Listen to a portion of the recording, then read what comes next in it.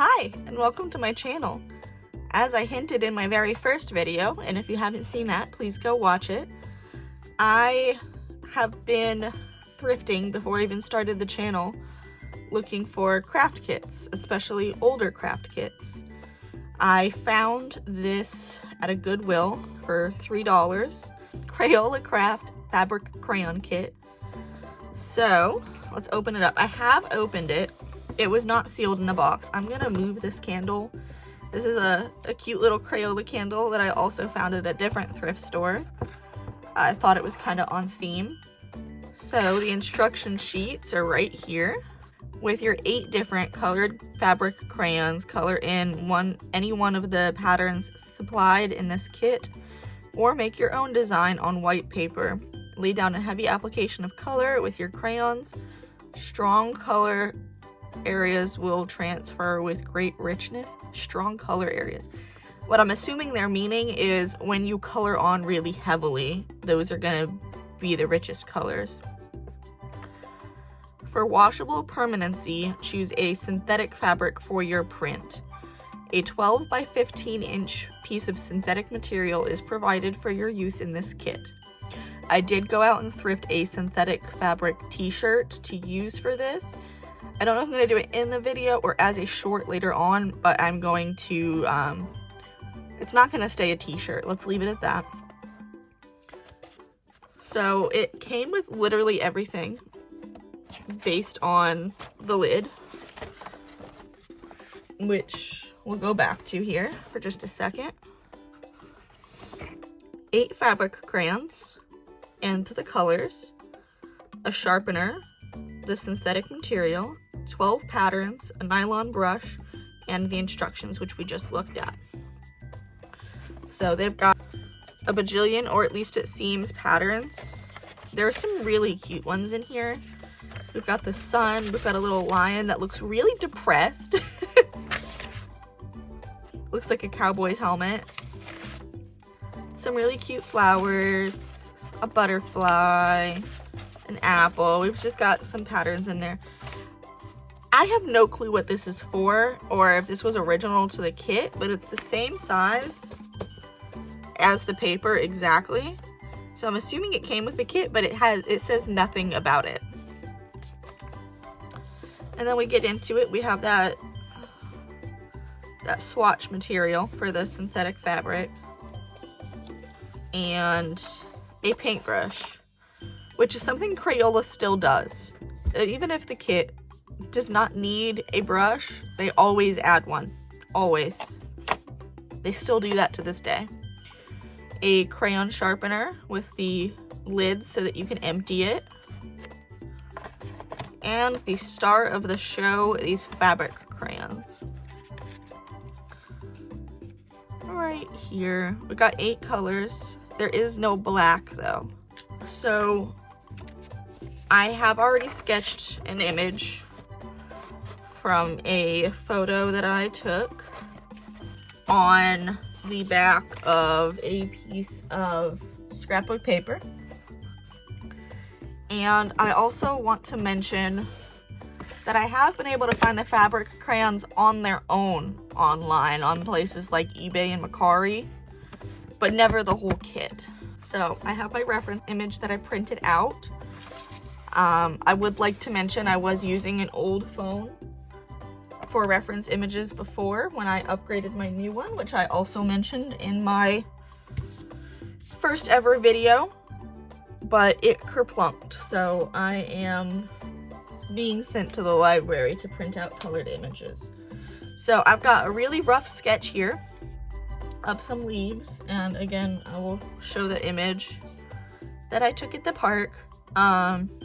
And I just emailed it to myself and printed it there.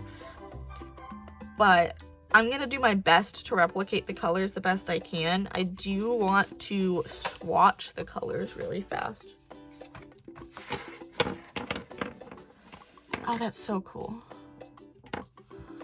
So it says Binnie and Smith, which was what Crayola originally was, and it does have the color name. So I'll just gently That does not look light to me. I don't know if that's just because the material's aged, but that is not light blue. And let me grab a pencil.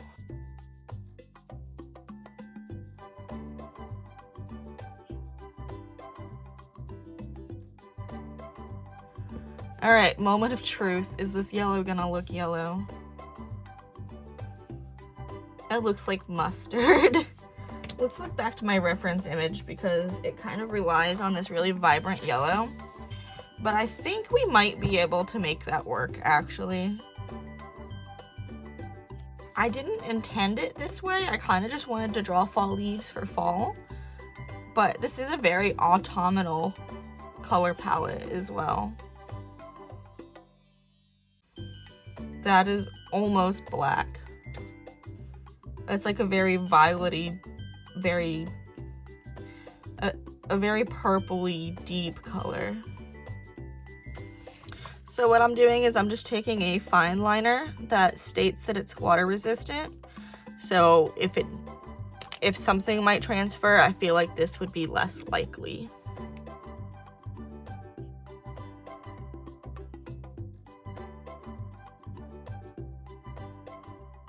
So I am just gonna go absolutely crazy with a big old eraser after I've let it completely dry.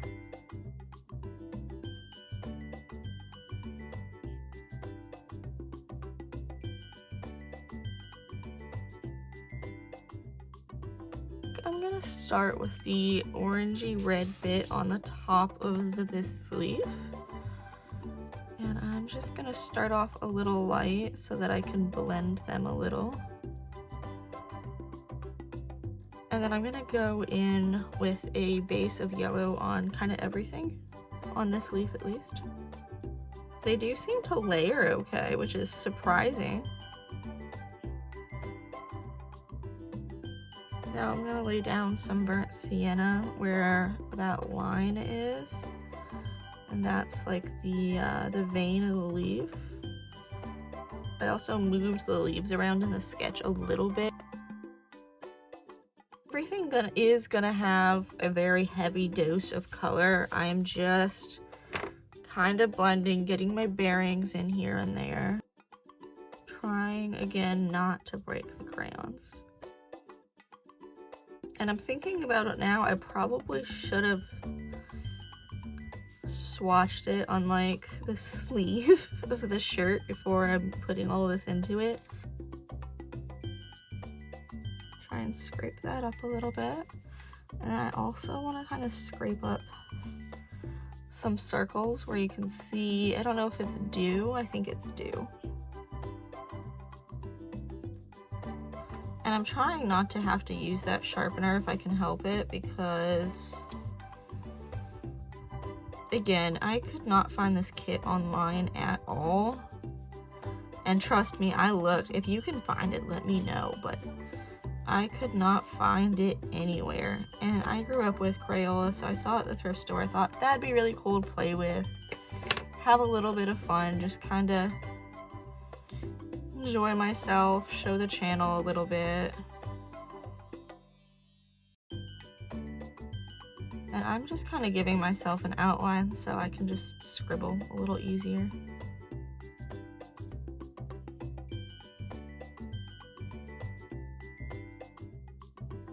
See, the problem is it's not that very yellow of a green, but except for right here is very yellow of a green.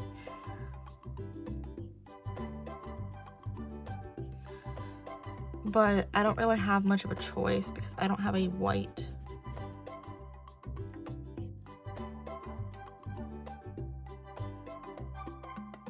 This is like black. I'm gonna use this blue as a black because again, this is super dark. And something I just now thought about as well is they might show up like this on paper, but how they're labeled might have something to do with how they will show up on fabric. I don't know what material that these were made out of, but it's almost like And I did it. I didn't want to do it. I did that on accident.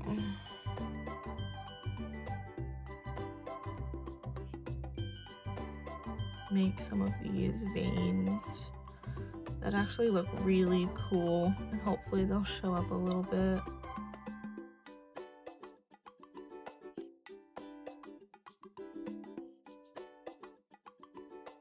And I'm kind of gonna do these two as a whole because they're the same color scheme, the same kind of leaf.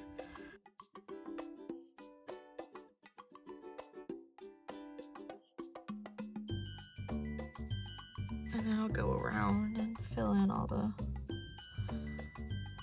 spots that I need to with the blue. And to be honest, I don't know if it's whatever they mixed in with it to make it work better to attach to the fabric, or if there's even anything that's in it besides like your regular Crayola colored wax. I don't know if there's a difference. I wish I thought about that ahead of time, because if there's no difference, I would have just grabbed more crayons and done it like any other piece.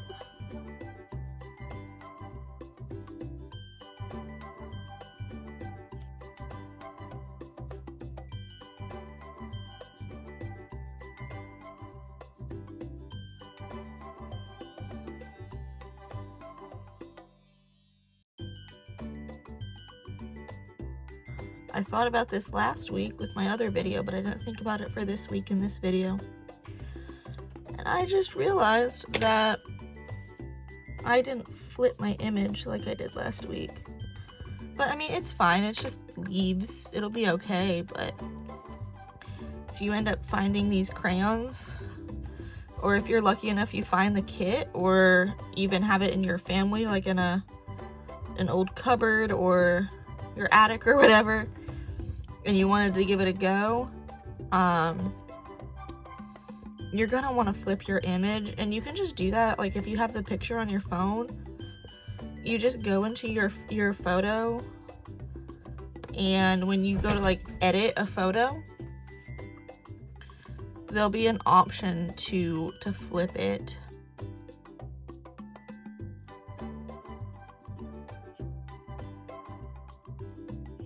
Some of that dark blue for shading. I did the same thing as I did to the yellow.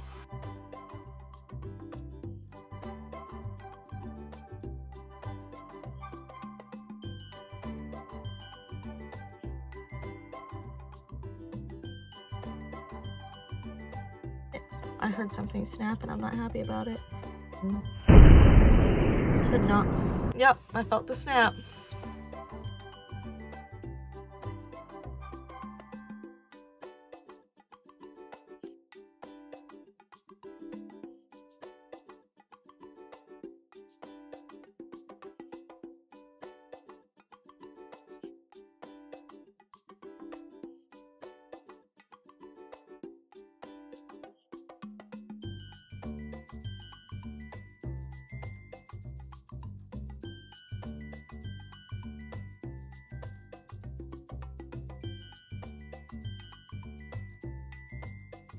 Use a clean sheet of paper between the iron and the paper design, both to protect the fabric and to keep the iron from becoming soiled.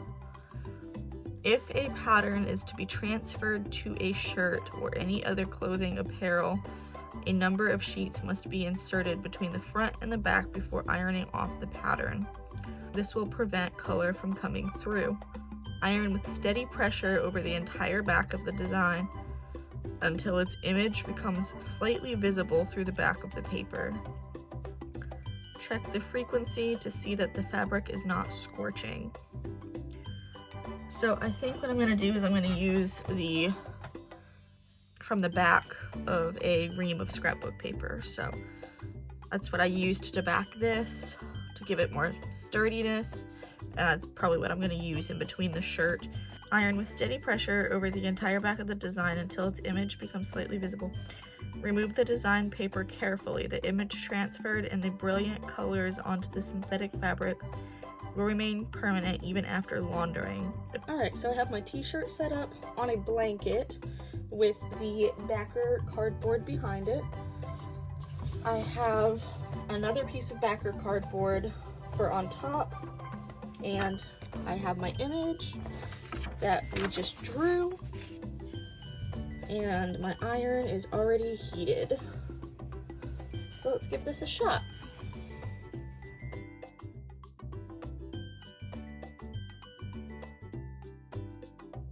I'm going to gently lift up a corner.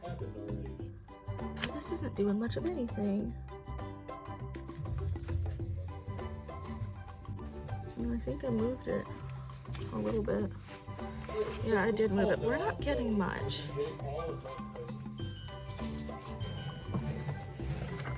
We are not. I'm gonna keep going if I can line it back up.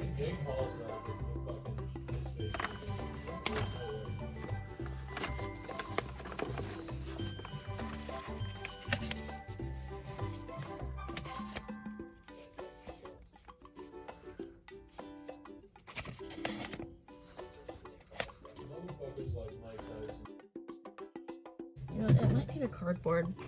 I really don't care about my iron enough.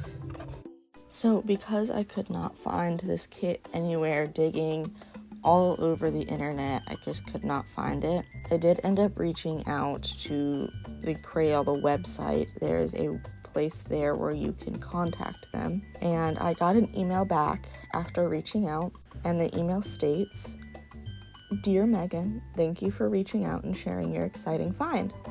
The fabric crayon kit you discovered sounds like a wonderful piece of Crayola history. Based on the description, it appears to be a vintage kit that was likely produced by Crayola in the late 1970s to early 1980s. These kits were designed to allow users to create colorful designs on synthetic fabrics using special fabric crayons. The kit was part of Crayola's effort to encourage creativity through fabric art. Unfortunately, specific production years can be hard to pinpoint, but it's definitely a cherished vintage item," and signed colorfully, Kimberly, which I thought was very cute. Even Crayola doesn't seem to know a whole lot about it. All right. So it's very blurry, but that's my fault. I'm actually impressed that it went down the way it did, and that we got some very vivid colors. I think that the names on the colors were definitely reflective of how it irons on. I do want to give this another try at some point, kind of redeem myself, because I lifted it so many times. It's very, very blurry. But besides that, I really like the product. I like how this side came out, even if it kind of got washed out from melting on, even though I'm not a huge fan of the line work.